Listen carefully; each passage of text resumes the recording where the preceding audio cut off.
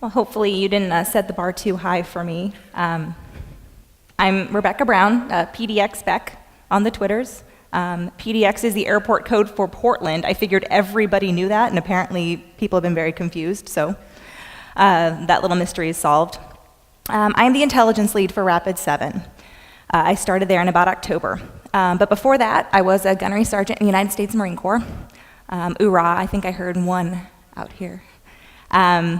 I was a Chinese cryptologic linguist and a network warfare analyst, starting in about 2001, when we were fighting 2 wars in the Middle East, and they had no clue what to do with me. I'm pretty sure I was a mistake. But it came in handy starting around 2006, when we realized just how big of a threat our military networks were facing from foreign actors. And I finished up my career right before I left active duty as the operations chief for the Marine Corps' offensive cyber unit. After I left, I did some work with the Department of Homeland Security. I helped with some of the policy development, providing that intelligence perspective. And I was also a liaison to some state and local governments, who turns out were just as, if not more vulnerable and under attack as the federal government was. So throughout my whole career, and all these kind of different aspects and different jobs that I'd done, I was still an intelligence analyst at heart. And that means that I often got this question: what would you say you do here? Actually, I got it about 45 minutes ago when I was sitting in the lobby practicing this. Somebody came up and said, "Oh, you're at Rapid7. What do you do?" I get it a lot. I get it from my parents, who I'm pretty sure are sad that I'm not actually an engineer, like both of them are. From my kids, who, when I go and talk at like Parent Day, those poor little second graders are so confused right now, but really, really scared of the internet, so my job is done. Occasionally from my coworkers, not too often from my boss, but still sometimes. And from talking to a lot of my other friends who are in the cyber threat intelligence field, I realize it's a common problem. Thankfully, it's not just me they're asking that of. It's kind of a universal thing. People hear about cyber threat intelligence. It sounds like a good thing. It has the word intelligence in it, so clearly everyone should be doing it, right? But then the next question is usually, what does it actually do? What am I supposed to be doing with this intelligence? Because right now, I've got a threat feed, and it's great, it's awesome, we paid so much money for it. But it generated so many false positives that we actually turned it off, but we don't want to tell our management because we still want them, get them to give us more money. But what is threat intelligence supposed to do? How do I use it? And so those of us intelligence professionals, when faced with this question, this is what we do. We throw words at it. We come up with a new definition. We use all the best words, I swear. Actually, our words are not that good because they don't make much sense. And it kind of runs the spectrum from, cyber threat intelligence is refined evidence-based knowledge with context and indications, to, I actually read once somebody said threat intelligence is a list of IP addresses. So we run the whole gamut, and we're not really doing a very good job of explaining what it is. But the bigger problem is that wasn't actually the question. The question is, what does it do? How do I use it? And that's not something we talk about a lot. And when we do talk about it, we tend to give our specific use case. Oh, yeah, you aggregate a bunch of threat feeds, and then you run it and connect it through your SIM. Maybe you need a threat intelligence platform. And then you do context and then magic, and it's great. That doesn't actually work, though, especially if the person who is trying to use threat intelligence isn't actually using it in a SOC use case. The reason we have such a hard problem explaining how to use threat intelligence is because it depends. If you ask the question, how do I use this? What am I supposed to do with it? It depends on your mission, on your goals, on your company. It depends on your maturity and your size. It depends on your ability to respond to threats.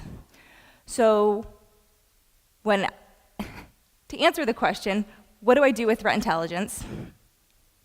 Here's my answer. There's more than one way to utilize threat intelligence. And I think that's something that's very important to understand, because If you've talked to somebody, you've talked to a vendor, a friend, an expert, you brought in a consultant, and they're going to tell you, oh, here's how you should use threat intelligence. And they give you the whole setup for using intelligence to generate alerts for your SOC, but you actually wanted to use it for responding to incidents, it's not going to work for you.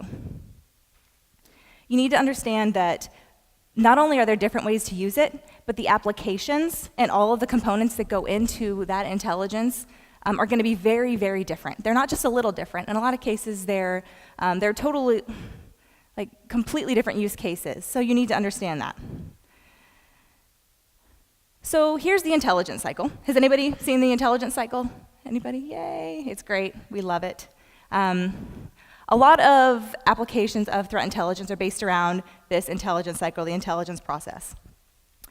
This came from, it's the Joint Intelligence Publication. I think they ripped it off from the Army, but I'm okay with that as a Marine. I can deal sometimes. Sometimes they do some good stuff. But this is supposed to outline the process you go through when you are using intelligence. It starts with planning and direction, which some people call requirements. You then have to collect intelligence based off of those requirements.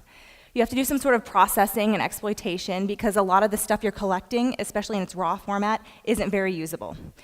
You need to do analysis and production. You can't just use raw information that you're gathering and apply it to a situation. You have to actually do some sort of analysis that's specific to your use case.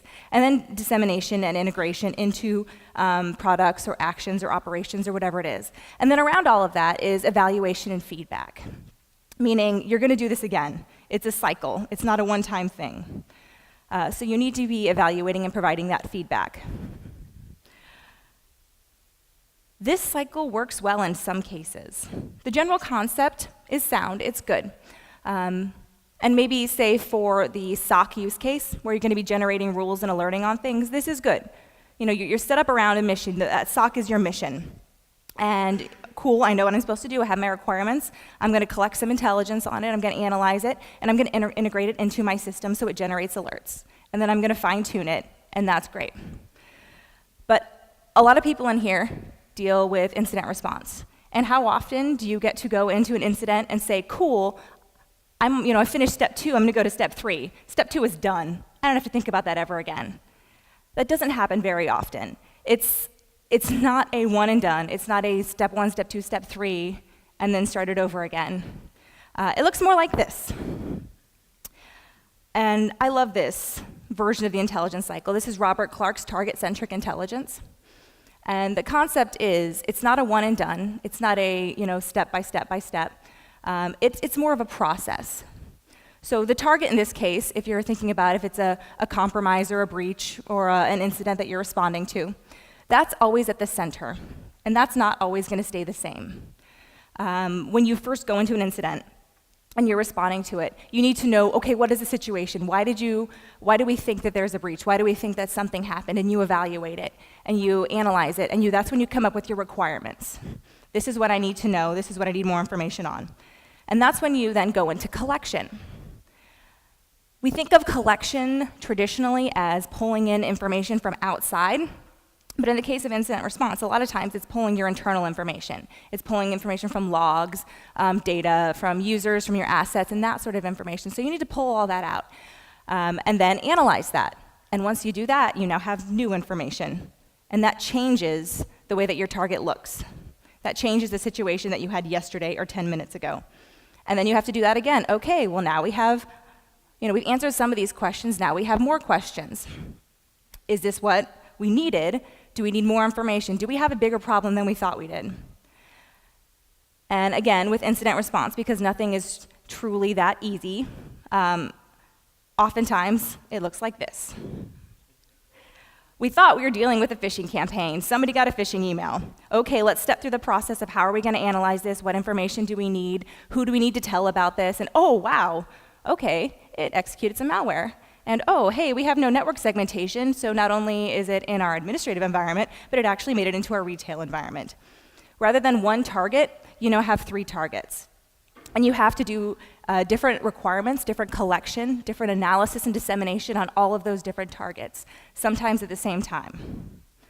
So as I kind of stepped through this process and trying to answer the question for my own team, what do you do? How are you supporting us?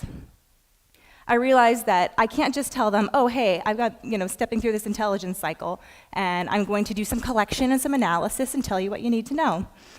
It turned into this feedback loop. We're constantly in contact. They're constantly shooting me over things they find, and I'm giving them information that helps them find more things, which then means that they give me more things to look into, and it's a lengthy process, but it works. And my intelligence cycle, which I spent, a decade of my life believing was the way that we did intelligence, started looking like this. I know, it's crazy. You don't just have a circle. You have cycles of cycles, and you have different targets. You have different centers of that universe, and they all have different requirements swirling around them. And if you're only zoomed in on yours, on that one small one, if you're thinking, oh, cool, I know what threat intelligence is, I'm going to get a threat feed, you're missing so much of the bigger picture as to how this all ties in together. So I actually visualize this in my head now. Once I get a concept in my head, it doesn't go away, and I'm a visual person. Has anybody seen Ender's Game? The new one. The book was great. I love the book. It's actually on the Commandant's reading list in the Marine Corps. But in the movie, they have this 3D rendering of the universe, and Ender's like swiping things away and pulling things close to him, and that's literally how I picture threat intelligence. Okay, my SOC is having trouble because I've given them information that's resulting in 1 million false positives. Okay, I need to pivot here. What went wrong in this system? Is my collection bad? Is my analysis bad? Is something wrong with the actual integration of the intelligence? Is it a technology problem or is it a me problem? Sometimes it's a me problem. How do I need to reevaluate that? And then when there's an incident pops up and they need support, I have to back away from that way of thinking about threat intelligence as a feed and collection source, and I have to say, okay, where am I in this cycle? What collection do they need? Is it internal, is it external? And yes, I sometimes use hand gestures, and they all think I'm a wacko. It's all right, I don't mind. But so what does this mean for you? Besides the fact that maybe Rebecca Brown's a little crazy, I'm okay with that. It means that if you are responsible for threat intelligence in your organization, or if you rely on threat intelligence, if you are being asked to utilize it in some way, shape, or form and it's not quite working, then maybe it's because we're thinking about it incorrectly. And rethinking and kind of re-scoping what we're doing is hard. It may add a little additional work right now, but it will pay off in the long run, because I'm a firm believer that there is no way that we can actually utilize the full potential of intelligence and network security until we actually understand what it is we're trying to do. So first things first, identify your focus area. This is when we get into the discussion about requirements. What are you actually being asked to do? What is threat intelligence supposed to be doing for you? Is it helping you with alerting? Is it helping you with investigations? Is it helping make business decisions?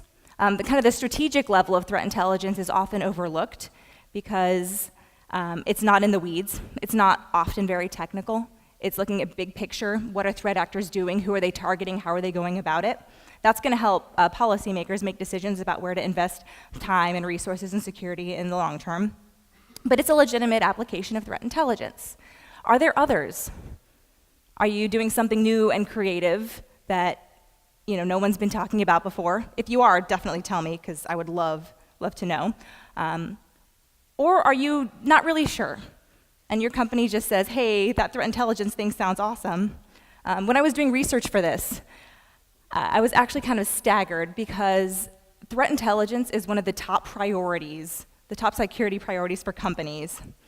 But an equal number of people who say, yes, it's a priority, say, yeah, but it generates too many false positives. There's clearly a disconnect there. So identifying what it is that they're asking you to do with threat intelligence is critical. And then the next step is to build your collection plan. I think collection plans are, I don't want to say underutilized, but thinking about collecting intelligence in a systematic manner is not really done. It's usually which feed is cheapest, or which one will they let us buy, or who has the best logos and things like that. We don't think about it the way that traditional intelligence analysts do, which is, I need something, and I need to know where to get that specific thing that I need. So when you're trying to build a collection plan, the way we do it, I use a spreadsheet. I probably shouldn't admit to that. I should probably have something way fancier, but it's a spreadsheet. And I list along the top all of the things I want to know. You know, if I'm going to be doing, supporting an investigation, I want to know information on malware samples. I want to know what they do. I want to know where do they actually usually hide the malware files, like what do they do, how do they execute, what are the different aspects of that. If I'm talking about generating alerts, I'm going to want the traditional, you know, domains, IPs, but also what were they related to? Are they C2 nodes? Are they hot points? And I lay out everything that I want. And then I go down the list and say, cool, what do I have now? Through my internal resources, through some open source collection, what do I have? Cool, I've got a lot of IPs. I've got a lot of IPs that are related to like financial crime. Okay, I've got that. But I don't have anything that's really related to kind of more advanced intellectual property. So that's a gap. I have a gap there, and I need to find out who can meet that gap.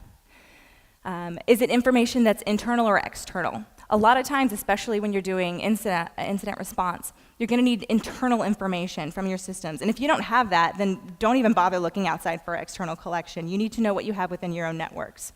And then what can you act on? A lot of times, I wish you know, I know, oh, this particular type of intelligence, you know, if I can track these actors' TTPs and I can find information on those TTPs, then I'll know everything about them. But I actually have no way on this network to act on that information. I can't do anything with this intelligence, so it should not be my top priority. But once you step through this process of what do I need, what do I have, and where are my gaps, that's when you should actually move to start looking for external intelligence. So when you're evaluating external sources, and this is kind of across the board, this will work for any application of threat intelligence. You're going to need the actual intelligence. So where does it come from? And I'm not asking for sources and methods. If there are vendors in here, I don't need to know your secret protocols or what your username is in this particular dark forum. That's cool. I don't need to know that. But if I'm going to act on it as a consumer, as a user of this intelligence, I need to know whether this is coming from criminal forums or whether it's coming from a honeypot that you run. Does it come from previous incidents? All of those details of where it actually comes from help me as the analyst understand how I can use it and my confidence in it. What types of threat groups does it cover? Everybody wants all, the APTs. We want to know their TTPs, there's reports coming out on them. We're so excited to read those and figure out if they're hacking us. But a lot of times, the real threat is that financially motivated criminal. So if you spend all your money, if you spend all your budget on APTs, who aren't a huge portion of your threat profile, then you're going to miss a lot of the other intelligence that might actually help you understand the true threats facing you. So figure out what type of groups does it cover. And again, whether you're talking open source or whether you're talking to a vendor, ask these questions. And if they won't answer and if they can't answer, you're probably best looking somewhere else. What types of information does it include? And again, that helps you fill out that spreadsheet or that map or whatever it is that you have to make sure that you're getting the full range of everything that you need. And then are you going to use this as a primary source or enrichment? The threat intelligence data, there's a couple different ways you can use it. You can use it as that primary source. It can be I'm going to alert on this, I'm going to look for this, I'm going to really truly understand what this threat is. And then there's enrichment. That's data like the DNS information, or whether it's in a sinkhole or something like that, something what you can't really alert on, but when you have an indicator and you want to go get more information, that's intelligence as well. And those come from different sources than, again, a lot of primary indicators. And don't discount open source intelligence. A lot of people, so open source generates a lot of false positives if you just plug it in, if you just treat it like a feed and plug it into your SIM. But then again, so does a lot of commercial intelligence. I've been there, I've seen a lot of it. It all has to do with whether you've gone through that collection plan process and identified whether or not you're doing the right intelligence. And open source intelligence, there is actually a lot of really good information out there. And some people are very, very good at saying, this is where this information came from.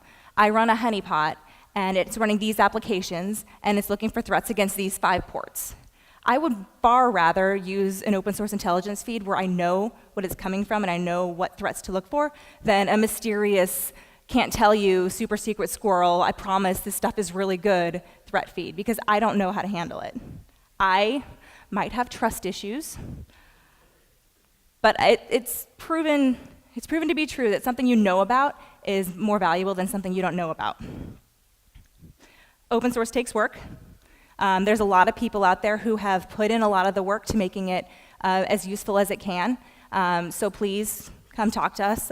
Scott up here, I'm going to single you out. We've had a lot of good discussions about what actually, what you need to look for using open source intelligence and how to best apply it. And that's a whole other talk in itself. But come find people, and we can definitely help you, point you in the right direction. And then pick a model. I honestly think that next to which threat feed is the best, my threat feed can beat up your threat feed, my analytic model can beat up your analytic model is the next one. Some people swear by the diamond model, some people, F3EAD, some people make up their own. I like the target-centric model. But it really depends on what you're comfortable with and what's going to work for your use case. So if you were trying to use the diamond model for, alerting in your SOC, it's probably not the best application of it, but it would be good for, say, incident response. So review these models, because again, please, please, please, please do your own analysis on your intelligence. And these models will help you figure out what you're truly doing. So figure out which model is going to work best for you. And again, some might be better for certain situations. So sticking with my whole astronomy theme, my kids and I argue about Pluto a lot. Because when I was a kid, back in 1994, Pluto was a planet. And I loved Pluto, because it was like the little planet that could. But then my kids told me, hey, Pluto's not actually a planet anymore. We've learned more, and it's not real. So I don't accept that. But fast forward, we had the New Horizons mission. It took a lot of time to get there, but all of a sudden now we have a clearer picture of what this faraway, distant thing that we know is there, but we don't know much about it, about what it is. And now I'm told it's a dwarf planet, which to me is a planet still, so I was right. But the analogy is this. There are some times when what you're doing isn't going to be very clear to you. But that doesn't mean to discount it, doesn't mean write it off. If right now you're struggling with threat intelligence because you're trying to use the same threat feed for your SOC that you do for incident response, the whole concept, the whole thing of threat intelligence is going to look like that little blurry 1994 Pluto, because it doesn't make a lot of sense and you're not quite looking at it correctly. But if you're willing to put in the work, if you're willing to take the time to identify your requirements, to talk to other people who've used it in similar situations, in the end, it's going to get clearer and clearer and clearer. And hopefully one day, we won't have to have this debate of, is threat intelligence a real thing, or is it a fad, is it a buzzword or a hype, or is it actually useful? Because we will have put in the work, we will have taken the time to figure out how to actually use it. So, that's all I have for you today. Any questions? I feel like a lot of companies look for external sources for threat intelligence when internally there's a lot of things you can get from your internal sources for threat intelligence. Can you kind of talk about what good sources are for your own threat intelligence, whether it be like grabbing processes and baselining them, or grabbing IPs and baselining them and seeing what's going on in your own network to see like for irregularities or anomalies. Sure. So I'm a firm believer that internal intelligence is probably the best place to start, because you automatically know that it's applicable to you because it came from you. Previous incidents are a really, really good source. If you're not pulling all that information out afterwards and utilizing it in other areas, again, you can use IOCs that have come out of incidents to alert on. You can also use it just to have a better understanding of the types of threats that are facing you and get a more realistic picture of how you might need to tune your security process. Baselining is another really good idea, because especially with more sophisticated actors, and I feel like more and more we're moving towards it's easy to be a sophisticated actor, they're not going to use things that are going to generate signatures. They're not going to go from the same IP that they did last week. They're not going to use the exact same malware hash that you can alert on that they did last week. So baselining and looking for anomalies, looking for processes that no one has ever run by a user who has never in her life downloaded her own application and run it. That's the type of thing that you can look for that will alert you that something malicious is going on. But that relies on a good understanding of your own network. So that's kind of one of those precursors, like don't try and use attacker behavior analysis if you don't know your users and how they operate, because you won't really know what the delta is there. Well, if you liked Rebecca now, Oh dear. you might want to know that she is also now a SANS instructor and also a co-author of 578, which is the Threat Intelligence course for SANS. Yes, and so if anybody is in the threat intelligence class after this, I'll be sitting in the back of the room. So I'm looking forward to a good class. Thanks.